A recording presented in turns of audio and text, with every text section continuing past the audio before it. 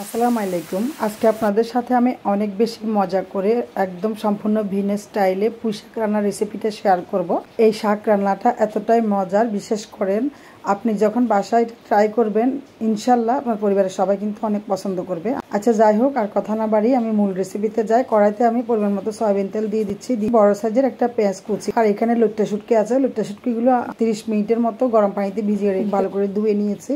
পেঁয়াজ আর শুটকি 3 মিনিটের মধ্যে ভেজে নেব। আর 1 টেবিল চামচ রসুন বাটা দিয়েছি। এখানে হাফ কাপ মসুরের ডাল আমি 1 ঘন্টার মতো পানিতে ভিজিয়ে রেখেছি। এখানে আছে 4টা চিংড়ি মাছ আর একটা চাপা শুটকি, এটা এখন দিয়ে দিলাম। এরপর দিয়ে দিচ্ছি 1 চা চামচ লাল মরিচ গুঁড়া, 1 চা চামচ হলুদ গুঁড়া, স্বাদ মতো লবণ।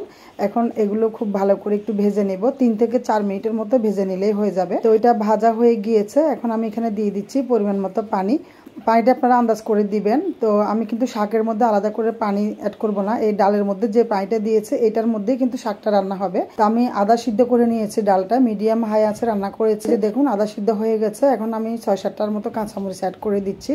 তো এখানে হচ্ছে পুঁই শাক 1 আটি, আটিটা বেশ বড় ছিল, তো সেজন্য শাকের পরিমাণটা একটু বেশি। তো আমি খুব ভালো করে ধুয়ে ঝাঁঝরাতে রেখে পানিটা ঝরিয়ে নিয়েছি। এখন সবগুলো শাক এখানে দিয়ে দিলাম। এরপর ঢাকনা দিয়ে দিচ্ছি 5 মিনিটের জন্য। 5 মিনিট পর আমি শাক আর ডাল একসাথে খুব ভালো করে মিশিয়ে নেব। মিডিয়াম হাই আছে ঢাকনা দিয়ে আরো 7 থেকে 8 মিনিট রান্না করব। মোটামুটি শাকটা সিদ্ধ হওয়া পর্যন্ত রান্না করব। তো শাকটা কিন্তু সিদ্ধ হয়ে গেছে, আর দেখুন শাক থেকে কিন্তু কিছুটা পানিও বের হয়েছে।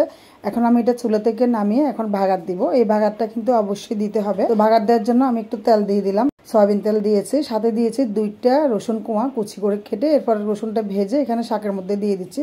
এখন কিন্তু আর এটা রান্না করব না, আমার চুলা কিন্তু অফ আছে।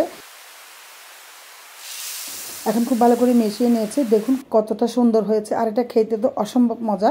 রেসিপিটা ভালো লাগলে ভিডিওতে একটা লাইক দিবেন, আর রেসিপিটা আপনাদের ফ্রেন্ডস অ্যান্ড ফ্যামিলির সাথে শেয়ার করবেন। আমার রেগুলার ভিডিওগুলো পাওয়ার জন্য ফেসবুক পেজ ফলো দিয়ে রাখতে পারেন। তো সবাই ভালো থাকবেন, কথা হবে পরবর্তী ভিডিওতে। আল্লাহ হাফেজ।